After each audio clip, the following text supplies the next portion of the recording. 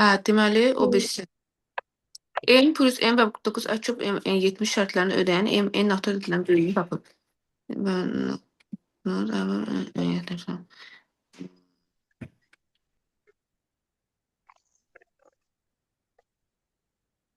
M'in yerinə n plus n 49-u qoyuruq. N'in də yerinə.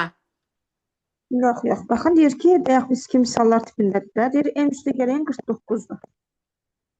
Burada isə deyir ki, əçob EM n 70-dir.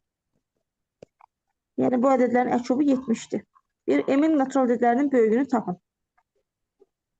Cəmi 49, əçobu 70 olan ədədlər. Düzdür? 70-in qruqlarını yazaq. 72, 35, 5-ə, 7, 7, 1. Necə götürə bilərəm indi mən burada? Qruplara 2 ilə 5 var. Mən belə götürmüşəm. Götürürəm, mən baxıram ki, cəmi 49 ilə ədədlər 2 vur 7 yazsam, olacaq 14, Ceyran xan. Hı -hı. Elə bir ki, daha sonra yazacağım 5 vur 7 yazsam, Hı -hı.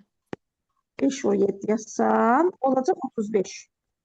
Yəni, ədədin birini 14, birini 35 götürsəm mən, həm cəmləri 49 eləyir, həm də ki, hasillər, əçobları 70. Hı -hı. Demək, 70-i vuruqlara ayırırıq, düzdür? Aha.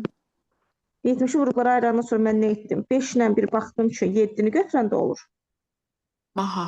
5 ilə 7-ni götürəndə olur. Bir də baxdım ki, 2 ilə 7-ni götürəndə olur. Anladıq? Hə, anladım.